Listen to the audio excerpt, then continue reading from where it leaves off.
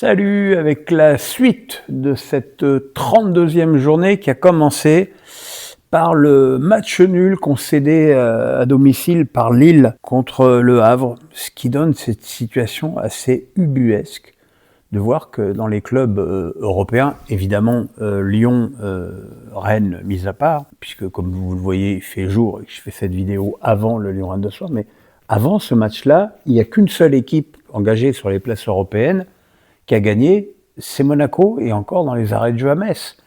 Marseille, on le sait, a perdu à Nantes. Paris a fait match nul, Lens a fait match nul, et donc Lille a fait match nul, alors qu'ils avaient ouvert le score sur un but d'Haralson, sur lequel Fernandez Pardo, à mon avis, est pris à contre-pied sur le ballon, mais bon, du coup, ça fait une feinte, et ça permet à Haralson de tromper Moridio, qui a fait d'ailleurs un match extraordinaire. Mais il faut reconnaître que dans ce match, les Havrais ont fait une prestation formidable, de courage et même d'un certain talent offensif. Ils ont réduit le score 3 minutes après l'ouverture du score lilloise par un coup de tête astucieux de l'excellent Soumaré qui a bien suivi. Et puis derrière, en seconde période, même si Lille évidemment a eu plus d'occasions, mais enfin c'est normal, ils sont à domicile, ils jouent l'Europe.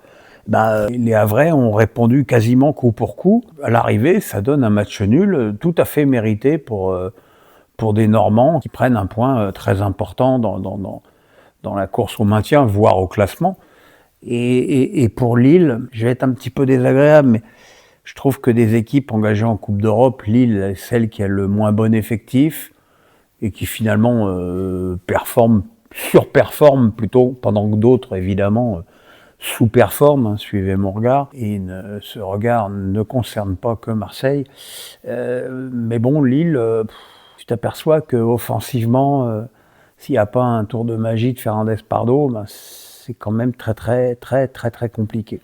Et puis dans les matchs de 17h, Toulouse a gagné à Strasbourg 2-1. Bon, Strasbourg qui avait évidemment fait énormément tourner dans la perspective de la demi-finale de Conference League contre le Rayo Vallecano jeudi prochain. Pourtant, Strasbourg avait ouvert le score sur une petite frappe enroulée du gauche d'Amo Ameyou.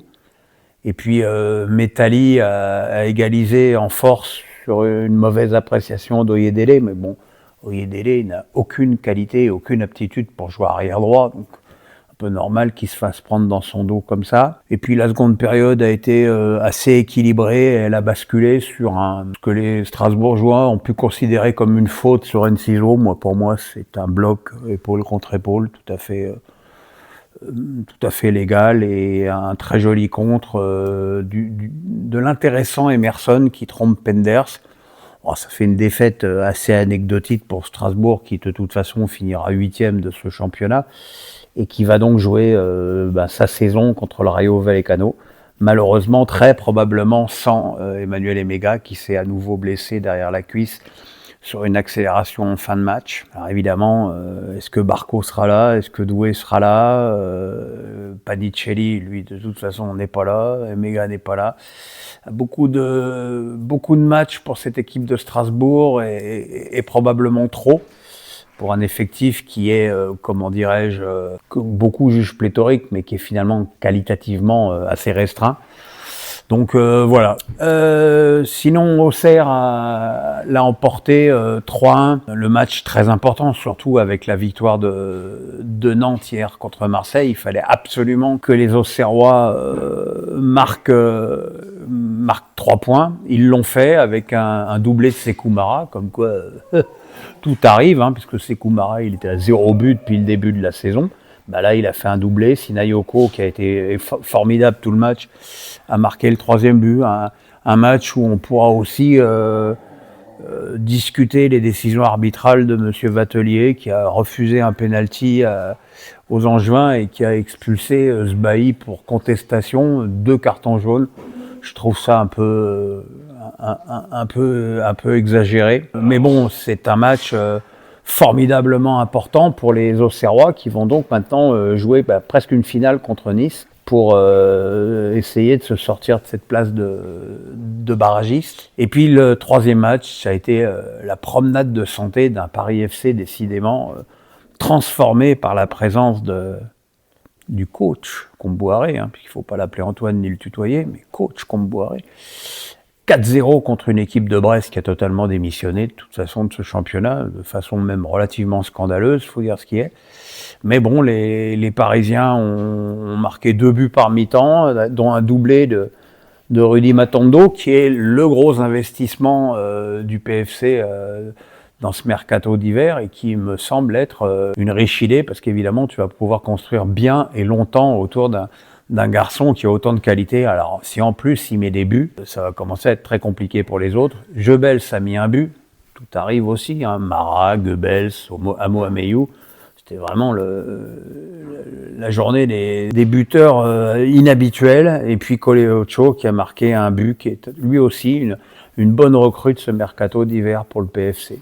Et puis ce soir, on attendait un grand match entre Lyon et Rennes, et ben on n'a pas été déçus parce que grand match nous avons eu. Et en plus, enfin, dans ce duel entre équipes qui jouent la Coupe d'Europe, ben on en a eu l'autre après Monaco, qui est parvenu à prendre les 3 points. C'est Lyon. C'est Lyon qui a su renverser la situation et qui a fait un match franchement épatant, avec des joueurs au top, et un peu toujours les mêmes, Tolisso, Morera, Niakate et Hendrick, qui après avoir eu beaucoup de matchs où il a été critiqué et critiquable, a fait un grand match. Pourtant, le match avait formidablement commencé pour le Stade Rennais, qui a ouvert le score sur une volée absolument sensationnelle d'Altamari, peut-être le but de l'année d'ailleurs, sur une longue transversale d'Esteban Le Paul. 1-0, et c'est un truc sur lequel les Rennais n'ont pas capitalisé, parce qu'ils se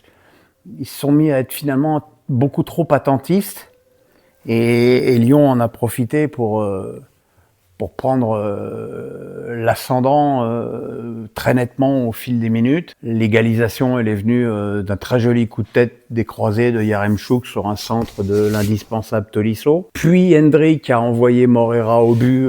Alors, qui a commis la faute? Samba ou Altamari? On peut penser que M. Turpin a pensé que c'était Samba, sinon il aurait mis rouge à Altamari. En tout cas, les deux font faute, donc penalty transformé en force par Tolisso.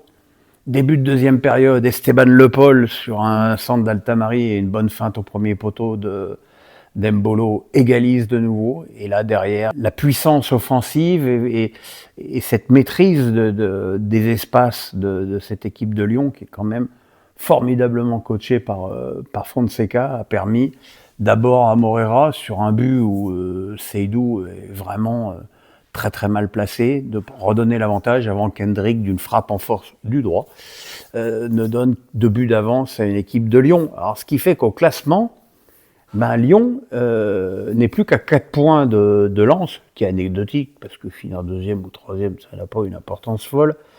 Mais derrière, Lille est à 58, Rennes est à 56, Monaco est à 56 et Marseille est décroché à 53.